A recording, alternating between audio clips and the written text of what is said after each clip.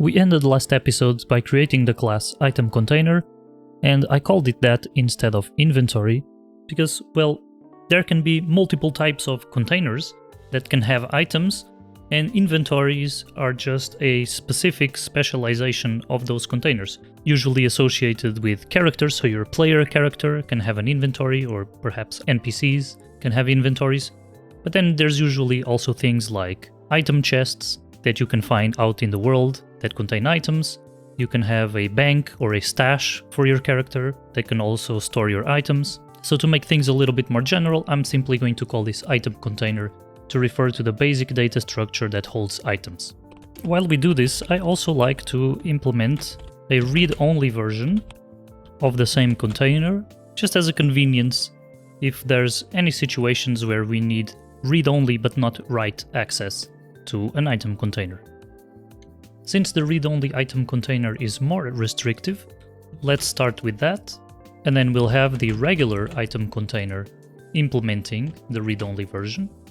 So read-only item container should define a size for the maximum number of individual item stacks that it can have.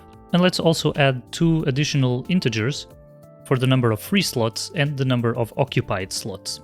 And at the end of the day, an item container, or an inventory if you want to call it that, is just a list of items, basically. So why not also make this implement the iReadOnlyList interface, which automatically provides us with the indexer property so that you can access any items at a particular index.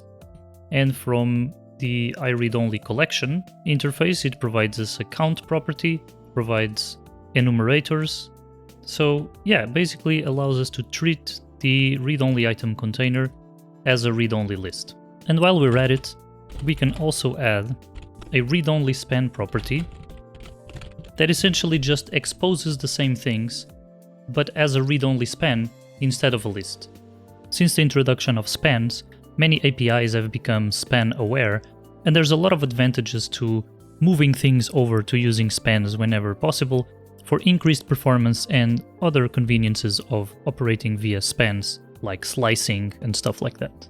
So ItemContainer already implements the iReadOnly version, but in addition to that, we need to implement operations that allow us to manipulate this inventory or item container. So what kinds of things can you do with an item container? Obviously you can add and remove items, but let's be more specific than that. Generally speaking, in most inventories that I'm aware at least, you usually could do the following things. You can add an item either to a specific slot, or just add it to the inventory in general, which will have it placed in the first free slot of the inventory. You can remove items, again either from a specific slot, or just in general from the inventory, where the first matches of that item will be removed wherever they are.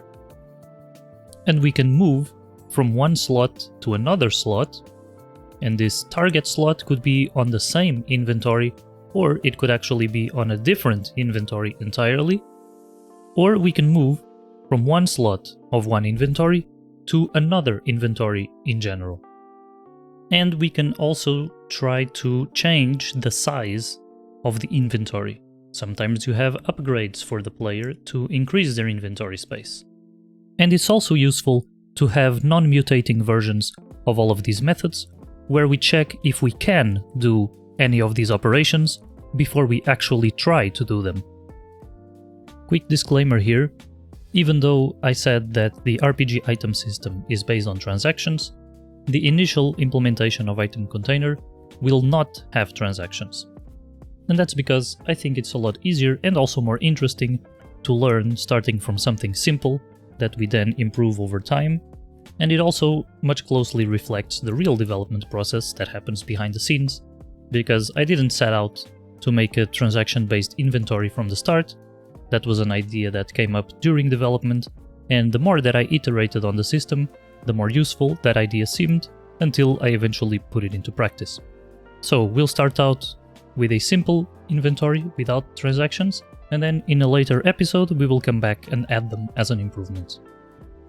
Since the ItemContainer interface is essentially operating as a list, we can also provide a function to clear all the items in the inventory, and while we're at it, we can also define a sort function as well. Given that our item stack struct already implements IComparable, and when we implemented that, we also made the item interface itself also implement IComparable, that means we will always have a default sorting order for our items. Nonetheless, it should always be possible to define a custom sorting order. So let's add an overload of the sort method, which receives an IComparer, allowing us to pass in a custom comparison function that will sort items in any other way that we may want to implement. Alright, so let's start the concrete implementation of the ItemContainer class. So the ItemContainer needs to implement the ItemContainer interface, obviously, and let's have VS Code create all of the methods for us. So we need a way to index into this ItemContainer, but we don't have an internal data structure yet to store our items. So let's declare an array of item stack. I'm going to call it slots. Let's also declare the internal size and the internal number of occupied slots. We could handle the slots array in the same way that the list class handles its internal array, but I am a huge fan of the ArrayPool class introduced in recent-ish versions of C#. So I'm going to declare an ArrayPool that we will be able to pass via the constructor to this class if we want. If we don't pass anything, we can just use the default shared ArrayPool. That's perfectly fine too. So let's handle that in a second. So indexing into the slots array will be very straightforward. We can't just index directly into the array because the array may be larger than the size that we actually set for the inventory. So we need to add an additional check here. So we need to make sure that we're not trying to access an index that is larger than the size we set. If it is, we manually throw an index out of range exception. And the cast to EUInt is just a neat little trick that allows this check to work even if any of the values overflowed the int data type. For the slots property, we can literally just declare a new read-only span, passing in the slots array, 0 for the starting index and size. We can also make this instantiation a little bit shorter by using the shorthand new. Size will just return our internal size. Free slots will return size minus occupied slots. Occupied slots returns the private occupied slots, and count comes from the read-only list implementation, so it can just return the size variable as well. In fact, here I think I'm going to make accessing count a more deliberate thing, and I'm going to turn this into an explicit interface implementation. What this means is that users of the ItemContainer class will only be able to access the count property if they are using the ItemContainer object as an iReadOnly collection type. So you need to either assign it to a variable of type iReadOnly collection or manually cast it in order for this property to become visible to you. It's not really a big deal either way, but I want to do it because I think it slightly reduces confusion, because there's a size property already, and then you would also have a count which does exactly the same thing, so this way it makes things a little bit more concise. Before we start implementing the other methods, let's first make a constructor. This constructor can receive the initial size and also any specific array pool that we would like to pass if we prefer not to use the default one. Our internal array pool will either be the pool that was passed in, if it exists, otherwise we can use the shared array pool instead. The slots array will be rented from the array pool using size as obviously the minimum size of the array we need. If for some reason the size was 0 or negative, instead we assign the array.empty which is just a static instance of an empty array. Rather than allocating a new instance of an empty array, we can just use this one. And then the internal size variable will also just be assigned to the size that we passed in, but we'll do an additional safety check in case a negative number was passed in which case we just assign 0. For the implementation, I think it's easier to start with the try methods, so let's start with TryAdd. When we try to add something to the inventory, what do we need to do?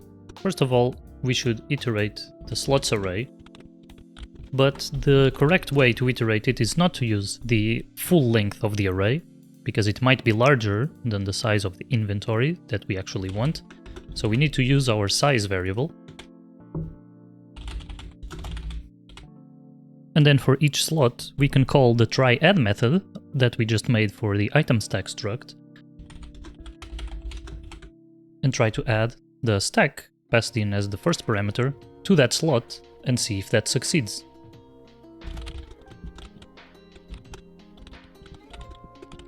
If the function succeeds, we can assign the result back into that slot, and we continue doing this using the remainder, which is how much remains of this original stack after we try to add it, to add to the next slots. So, as you might already have guessed, using the stack variable here, since it's passed with the in keyword, which means it's immutable, will actually not work correctly. So we need to assign the remainder earlier. So the remainder starts out as the original stack, and then every time we try to add it to a slot, maybe it was only added partially, whatever remains of this will be assigned back into the remainder variable, and the result of adding to that slot is assigned back to the array. We can also stop this loop when the remainder item stack is empty. So in this case, I'm going to add an additional stopping condition directly in the for statement to check if remainder count is larger than 0. So as soon as we add the full initial stack to the inventory slots, we can immediately stop the loop and we don't need to check anything else. On the other hand, it's also possible that we went through all the inventory slots and we still haven't been able to add the full stack, and it's a little bit a matter of preference if you prefer to return true only when you were able to add the entire stack, or you return true to mean that even partially adding is a valid operation. In my opinion, that's what I prefer going with, because in most inventories, it's usually perfectly fine to add only a partial amount of items to an inventory. So for the return statement, I'm going to return true if the number of items that we have after going through all of this loop is smaller than the original stack that we tried to add. So if at least one item was added, then this is a perfectly fine and valid add operation.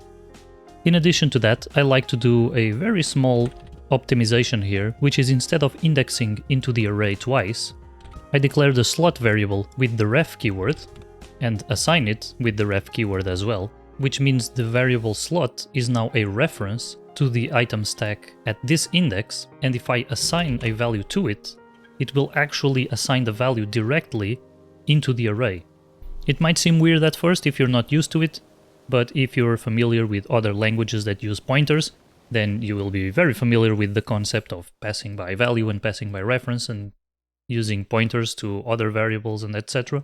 After you're used to it, it's pretty straightforward, and I like to do it. It's a very, very small optimization, but we don't really lose anything by doing it anyway, so why not? Okay, one more thing I want to do here is if you think about how inventories usually handle items being added to them. Most of the time, the inventory usually tries to add to stacks that already contain the same item, and only when those are filled out and there's no more space in the existing stacks does it start filling up empty item slots. But in this for loop that we've done here, the only thing we're doing is checking every single slot for the TryAdd method, and this is valid whether the item is the same or it's a free slot.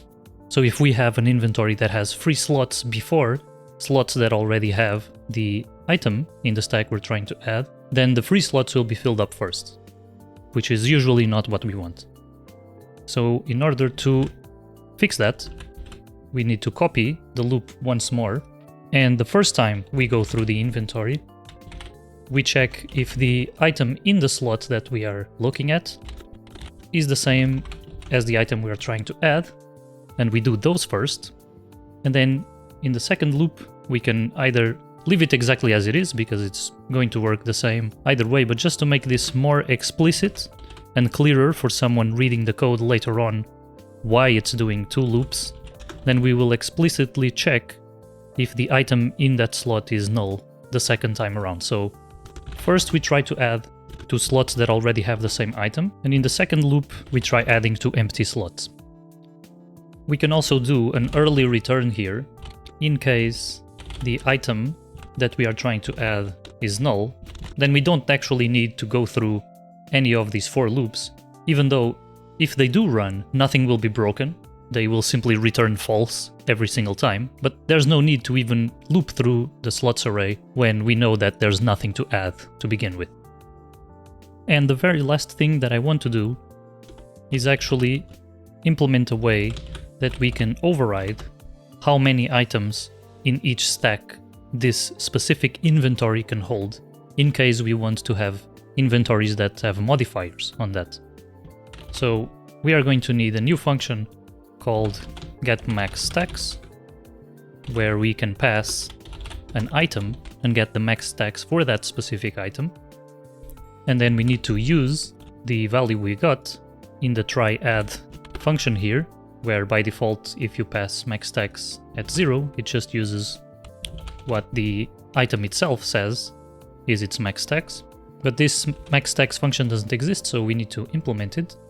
And I want to implement it at the interface level as well, not just at the class level. So we add this to the ItemContainer interface, and then we implement it in the ItemContainer class. And by default, we are just going to return the max stacks defined by the item itself. We make this method virtual so that extenders of the ItemContainer class can implement their own logic to determine a different number of max stacks if they desire. Let's actually move this up here. I like things to be in the same order that they are defined in the interface. And while we are at it, I actually wanted to make this class an abstract class, to make it more explicit that this is only intended to contain the basic functionality of an item container, and then the classes that you can actually instantiate will need to extend this one. There's a couple of small things that we still need to do to finish the TryAdd method, but the current video is already getting a bit long, so I'm going to leave it here and we'll finish this in the next episode. Cheers!